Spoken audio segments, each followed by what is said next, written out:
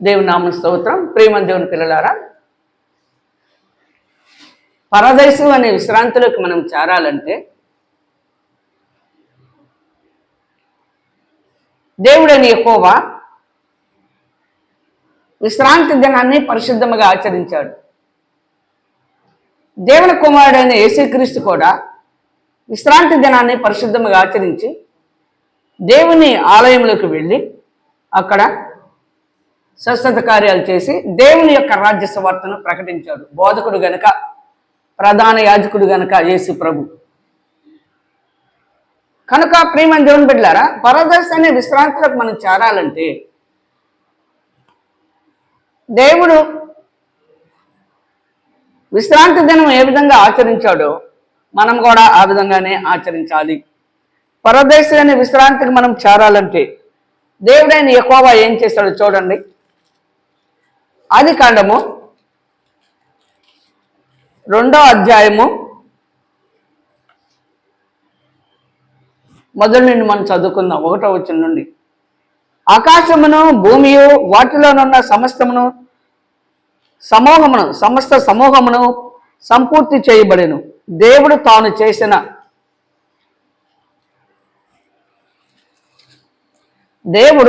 చేసిన పని ఏడవ దినములోగా సంపూర్తి చేసి తాను చేసిన తన పని అంతటి నుండి 7వ దినమున విశ్రమించను. కాబట్టి దేవుడు ఆ 7వ దినమున ఆశీర్వదించి పరిశుద్ధపరిచెను.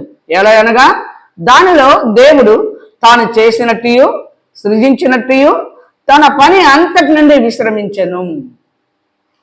కనుక దేవుడు 6 దినాలు పని చేసి 7వ దినమున విశ్రమించాడు. దేవుడైన యెహోవా. అయితే దేవుడైన యెహోవా ఆయన సేవకుడైన మోషే ద్వారా మనకి పదాజ్ఞలు ఇచ్చారు.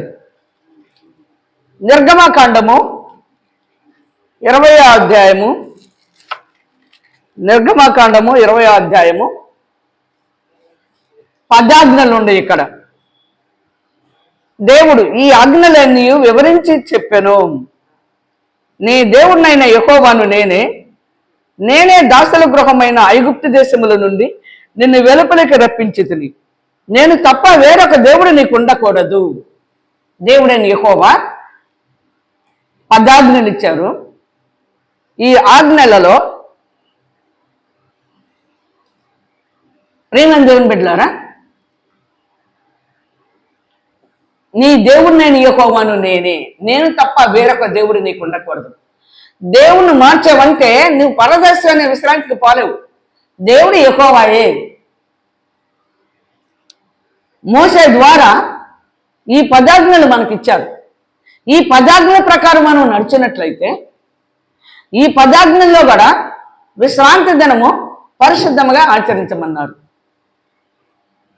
చూడండి, నిర్గమకాండం 20వ అధ్యాయము 8వ వచనం మనం చదువుకుందాం.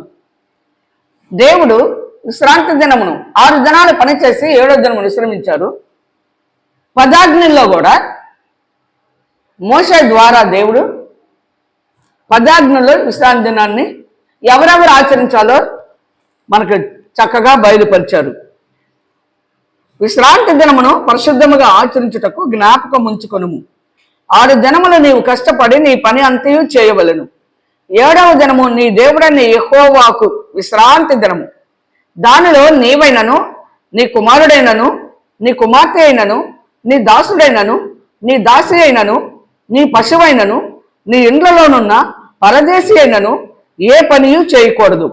6 దినములలో యెహోవా ఆకాశమును, భూమియు, సముద్రమును, వాటిలోని సమస్తమును సృజించి 7వ దినమున విశ్రమించెను. అందుచేత యెహోవా విశ్రాంతి దినమును ఆశీర్వదించి దాన్ని పరిశుద్ధపరచెను. కనుక ప్రియమైన దేవుని బిడ్డలారా, పరదేశం అనే విశ్రాంతిలోకి వెళ్ళాలంటే దేవుడు ఏది చెప్పాడో అదే చేయాలి. మనం దేవుడు విశ్రాంతి దినాన్ని పరిశుద్ధంగా ఆచరించాడు. పదాజ్ఞల్లో మోషే ద్వారా దేవుడు పదాజ్ఞల్లో విశ్రాంతి దినాన్ని ఆచరించమని చెప్పారు. ఆ విధంగా నరహత్య చేయవద్దు, వ్యభిచరించవద్దు, దొంగిలకూడదు, నీ పొరుగువాని మీద అబద్ధ సాక్ష్యం పలుకకూడదు, నీ పొరుగువాని ఇల్లు ఆశింపకూడదు, నీ పొరుగువాని భార్యనైనను అతని దాసుడినైనను అతని దాసినైనను అతని ఎద్దెనను అతని గాడిదనైనను నీ పొరుగువాని దగ్గు దేనినైనను ఆశింపకూడదు అని చెప్పాను. కనుక 10 ఆజ్ఞలు మనకు దేవుడు ఇచ్చిన తర్వాత వాటిలో ఏది కూడా తప్పిపోకూడదు. నువ్వు పరదేశాన్ని విశ్రాంతికి చేరాలంటే దేవుడు మోషే ద్వారా మనకు బయలుపరిచారు మనం ఏ విధంగా పరదేశాన్ని విశ్రాంతిలోకి చేరతామో, పరదేశకు చేరతామో. అయితే దేవునికి ఇష్టానుసారమైన మనుషుడు ఉన్నాడు, దేవుని యొక్క ఉద్దేశములన్నీ కూడా నెరవేర్చేవాడు ఉన్నాడు. చూడండి, మనము 1వ దినవృత్తాంతములు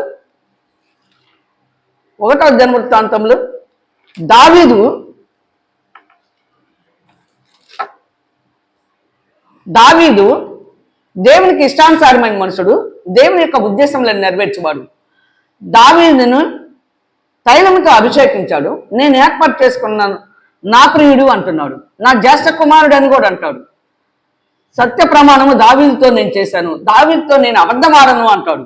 అటువంటి దేవుని చేత అభిషేకించబడిన దావీదు 1వ దినవృత్తాంతంలో 23వ అధ్యాయము 30వ వచనం మనం చదువుకుందాం.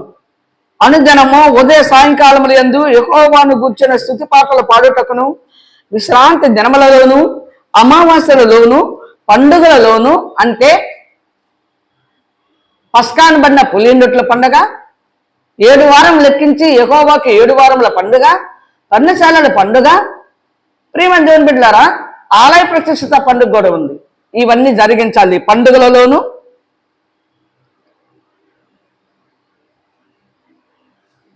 యెహోవాకు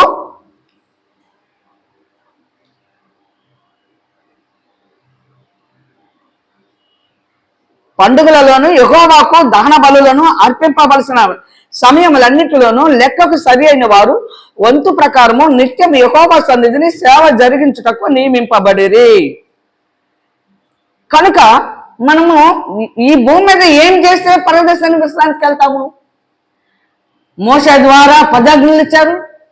దావీదు ద్వారా దేవుని మందసం దగ్గర ఏ క్రమంలో నడవాలో, మోషే మందసం దగ్గర ఏ క్రమంలో జరిగించాడో ఆ క్రమం ప్రకారమే దావీదు కూడా చక్కగా జరిగించాడు.